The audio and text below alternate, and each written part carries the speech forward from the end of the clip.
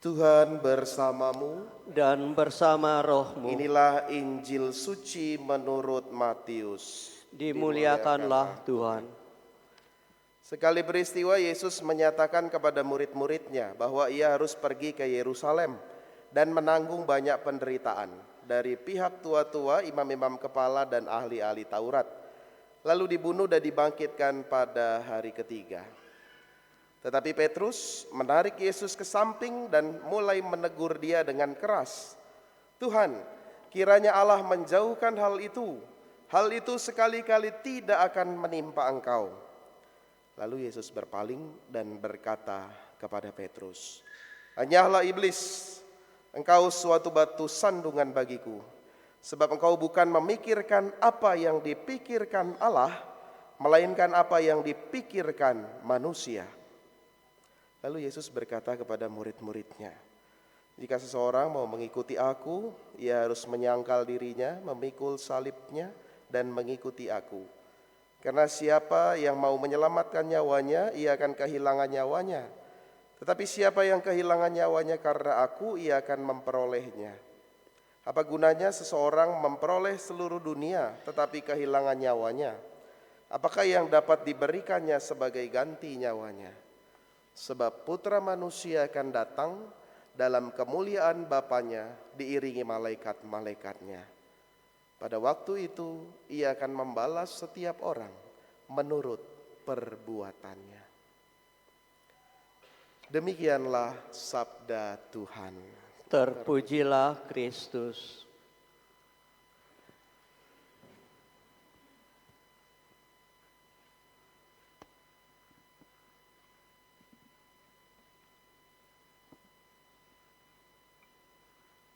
Saudari-saudara yang dikasihi Tuhan, hari ini kita membuka bulan Kitab Suci Nasional. Di bulan September ini selama 1 bulan kita ingin senantiasa mendekatkan diri pada sabda Allah.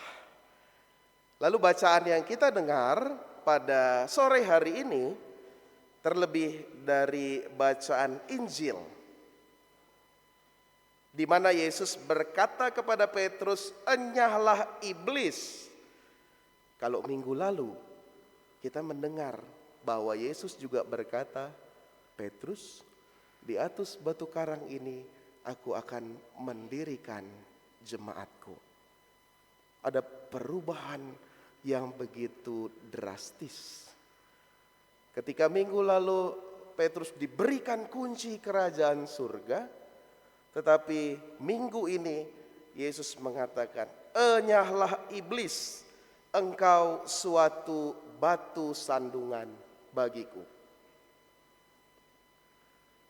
Kalau menurut ahli tafsir, dalam kitab yang sama pada Injil Matius, perkataan Yesus,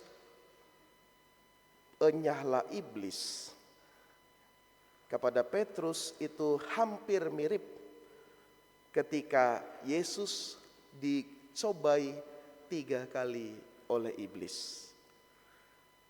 Jadi perkataannya hampir-hampir sama, "Enyahlah iblis," antara Petrus dengan Yesus yang digoda di padang gurun.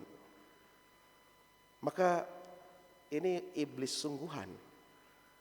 Ini satu batu sandungan yang bisa menghambat hadirnya kerajaan Allah. Tapi yang menarik buat saya, perkataan keterangan selanjutnya. Saudari-saudara, Yesus mengatakan, "Sebab engkau memikirkan bukan yang dipikirkan Allah, melainkan yang dipikirkan manusia." Engkau bukan memikirkan apa yang dipikirkan Allah, melainkan apa yang dipikirkan manusia. Kalau kita lihat berita minggu ini itu lagi rame, ya, adanya pengkhianatan di koalisi, ya, bahwa ada calon presiden yang mendeklarasikan wakilnya yang sebenarnya bukan dari dan kesepakatan koalisinya. Tiba-tiba muncul nama lain, padahal 3 hari sebelumnya atau 2 hari sebelumnya itu sudah menyatakan, ya saya akan mendeklarasikan kamu sebagai wakil saya. Tetapi tiba-tiba malam hari ada pendeklarasian wakil presiden, calon wakil presiden. Wah, rame di mana-mana ya.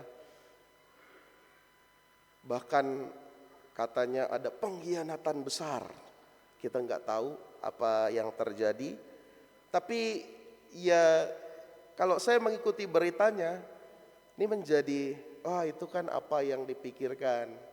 Ya, ternyata situasinya seperti ini.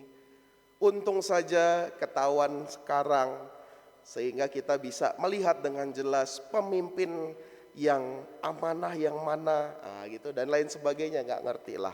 Tapi itu lagi rame sekarang ini.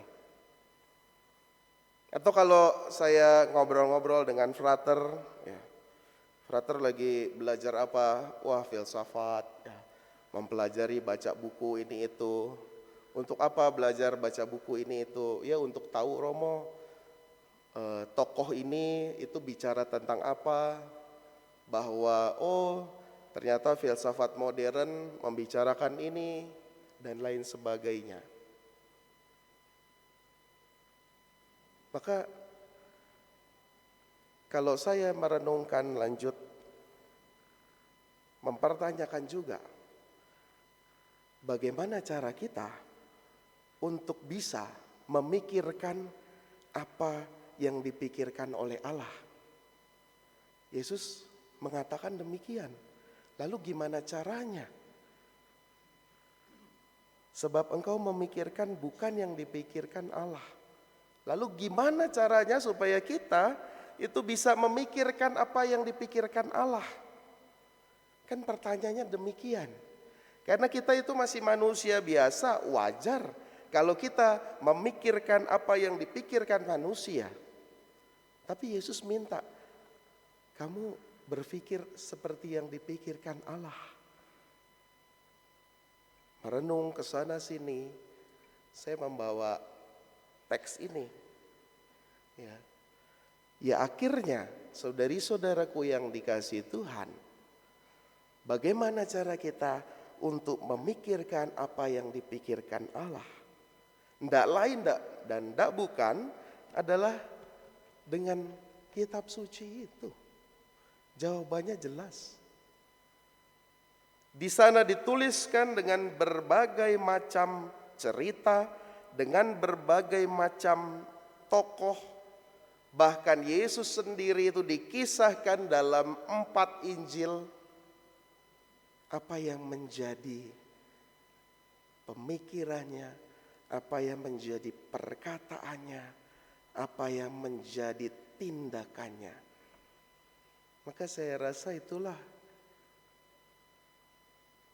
cara bagaimana kita itu bisa memikirkan apa yang dipikirkan oleh Allah. Dalam kitab suci tentu banyak sekali. Tahun ini temanya adalah Allah sumber kasih dan keselamatan. Maka saya kira ini juga menjadi pemikiran Allah. Allah yang adalah kasih, Allah yang membawa keselamatan.